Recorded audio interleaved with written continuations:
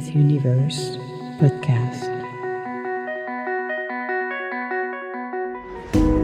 Where do we go from here? Where do we go from here? Emma's Universe podcast. Where do we go from here? Where do we go from here?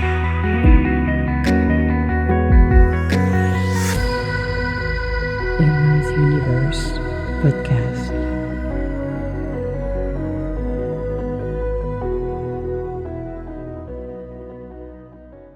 Hello and welcome to Emma's podcast.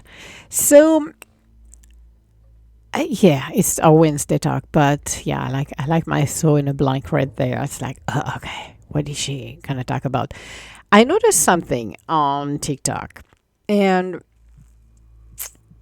I am curious on leadership because when you are looking at people like Elon Musk, Zuckerberg, and I don't know who's going to own TikTok right now. At the time I'm talking, I know O'Leary wants to buy TikTok or the American version based on some document that were signed by Biden that allegedly TikTok is Chinese, which is interesting because the person is from Singapore and is not Chinese, and Singapore is not China.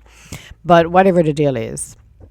And I have seen something on TikTok for the past few weeks. And again, we're in January 13 here when I'm recording it. So by the time it's playing, it's February. However, something that I found quite disturbing is that now that there is a change happening into the president, we are switching now from we're moving from Biden to excuse me, Donald Trump. I've seen across TikTok quite often, which now is quite disturbing in my book, is to have Zuckerberg justifying a lot of things that allegedly is a victim, and so is Facebook. So I have a problem with this situation, and I'm going to explain why. When you're looking at leadership, you have two kinds of leadership in my personal view. You got the true leaders who gonna stand their ground, like Elon Musk did with X, where when they try to put pressure on him for him to censor X, aka X Twitter, he stood his ground and he said absolutely not, and he exposed them. Okay, TikTok has been extremely profitable for small business owners. Like you see, you have a lot of people who are selling stuff from around the world. Here in the US, from clothing to jewelry, you have other coaching businesses and stuff like that. So it's very profitable for everybody from any age, which is very nice to see.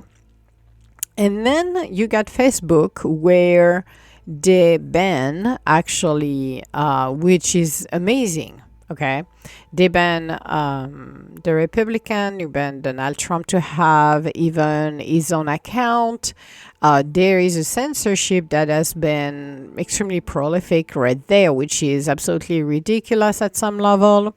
But what is amazing to see now is that there is a video of Zuckerberg on TikTok justifying how his people were harassed, how this, how that. And I'm like, okay, every company that I know, and big company, billion-dollar company, have more lawyers at the square inches in their offices than anything else. A huge department. I'm not talking one lawyer, because I remember when I worked for some of the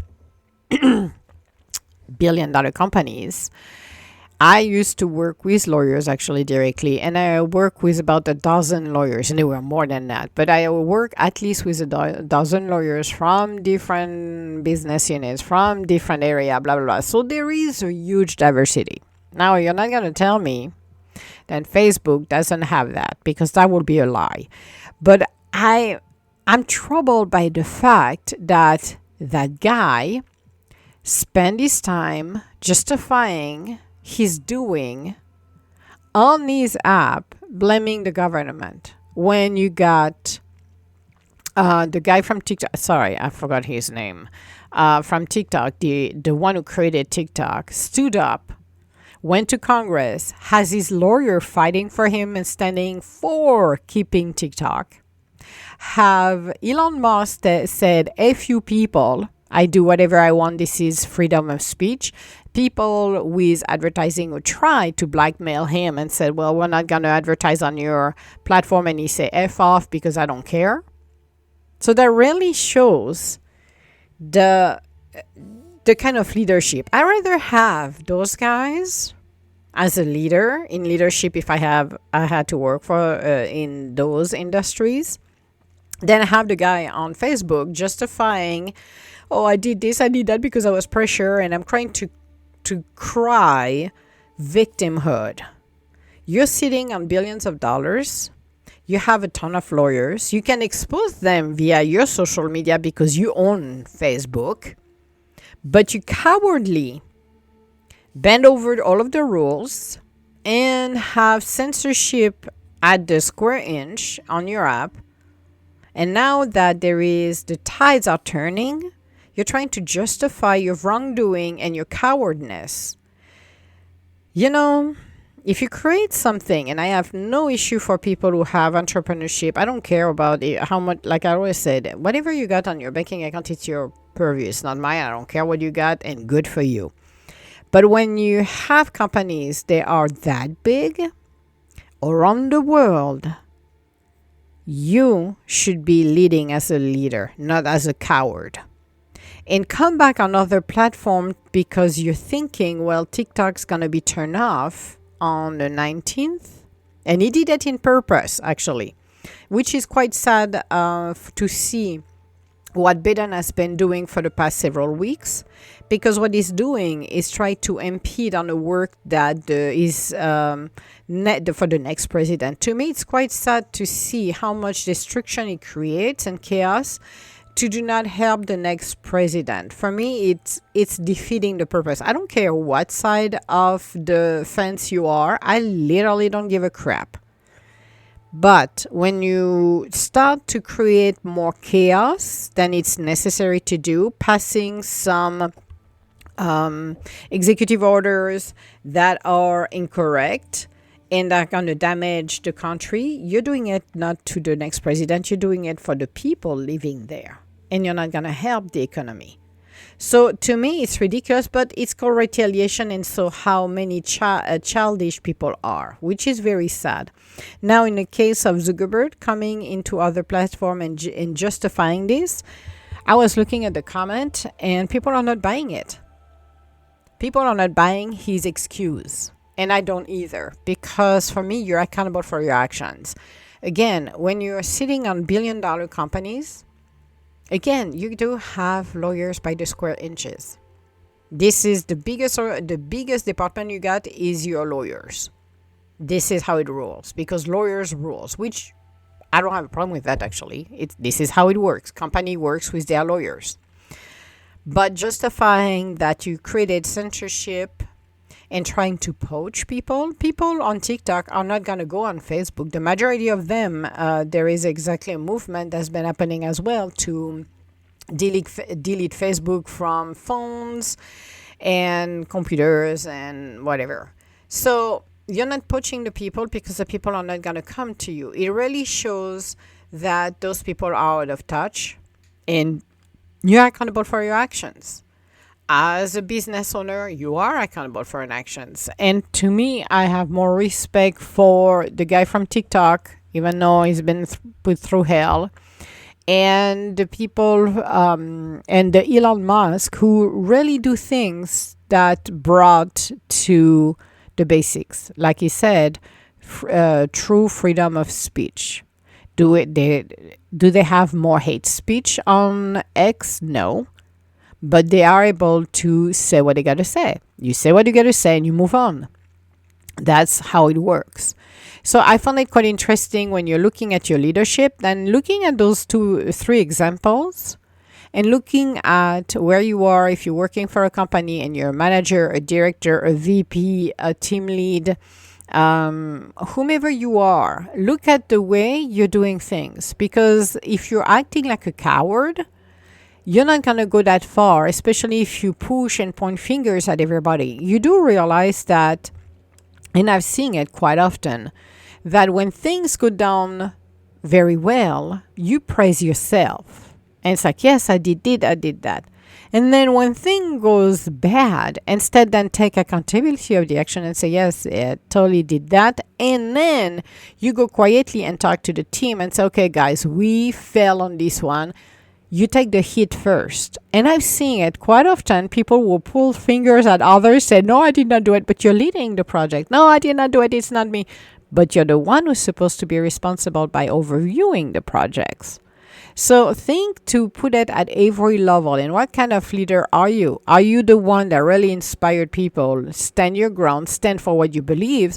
Or are you the one where the wind changed, then you're going to adapt and cry to the wolf? Because people are not stupid. That's the problem. People are not stupid. And the assumption that people are robots, lamb, doesn't work. People for 4 years got their mouth shut because they knew retaliation, being fired because you think differently or you are on the wrong side, allegedly, of the fence is ridiculous. But a lot of people have done that, which is ridiculous. Like, oh, if you're that person, I'm going to censor you. I'm going to, get you fired, which is like, okay, so here's the deal. It's based on performance, not based on who you vote for, because I don't care who you vote for. I don't care who you're praying. It doesn't matter. It's your performance. So seeing individual trying to flip around like, oh, well, we're going to sell it and we're going to bring more people. No. You should have stood your ground.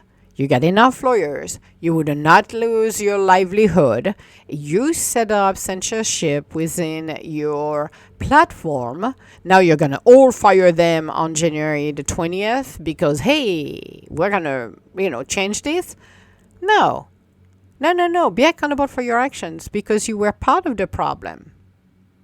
And it's quite sad when people let government or other entity pressure them. If they pressure you, expose them. Then people would know. Because we've seen it. TikTok exposed them, X exposed them. There is no excuses on how to behave. But standing your ground might make you popular or not. It's not a popular contest. It's what you believe in. And the people that will buy your product, that will go on your platforms, are the people that really see how you care about everything. Because if the wind change and all of a sudden you're just doing a 160 or 380, it's like, or 360 and a 180, I should say, not the reverse that I just said. It's unbelievable. But people don't drink the Kool-Aid anymore. It's over. We see what we see. Information is key. We have seen information from TikTok, and my Facebook page actually is only relaying, well, most of it, relaying Helen and what's happening and the help that is needed in the Carolinas and Tennessee. This is what I use actually in my Facebook. And it's not based on making profits on that at all. It's just, where are we right now with this information? Because there is no information from the news about what's going on. Now everybody we're focused on LA. At the time I'm talking with it, again, we're January the 13th here when I'm recording it.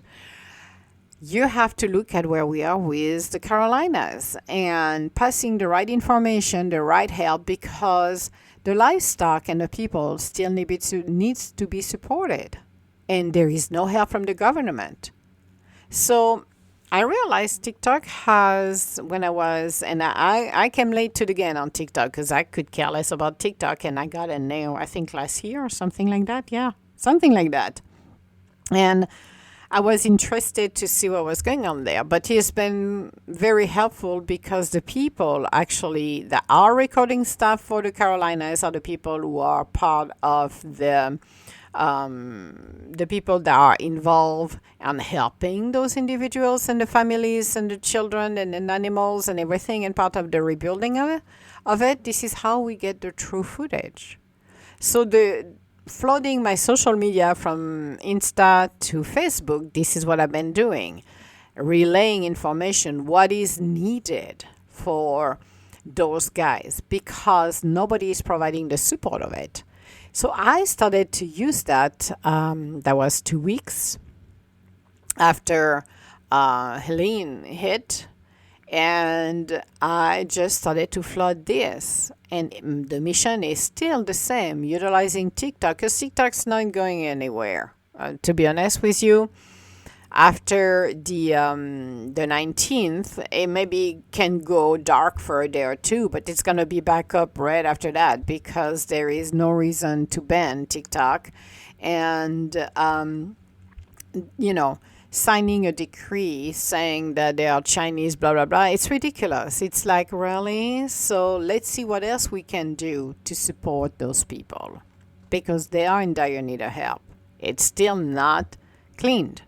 The animals needs to be fed. And in order to be fed, you have to have other farmers sending bales of hay in order to feed the animals, and the animal will help to feed the people. So you have to think about, again, what kind of leadership do you have? What kind of leaders is in your company? Are they people standing for what is right, or are you bending over every time there is a storm? If you're looking at Steve Jobs, if every time he got mocked and everything in his life done for his product never went well, then he backed down. Well, if you're looking at technology-wise, we'll not have what we got today. And those people stood their ground. And this is what it is. Even when law enforcement tried to get access to some stuff on Apple fought back on some of the stuff that I agree was an invasion of privacy. When there is things that are needed, that is critical, that's fine. But trying to spy on your own people, that becomes a problem. So think about leadership. Think about if you're a leader, what kind of leader are you? And open your eyes. See the truth. I don't drink Kool-Aid that easily. But for me, seeing him, Mr. Zuckerberg, pleading his cause and trying to be a victim, I'm having a very hard time to believe him. A very, very hard time. And I'm not the only one because not a lot of people believe him at all. And it's quite sad when you are praying censorship and then blaming the government because the government are changing, shifting. Come on. We can do better than that. So this was the podcast for today. I wish everybody a beautiful day and we'll talk to you later. Bye now.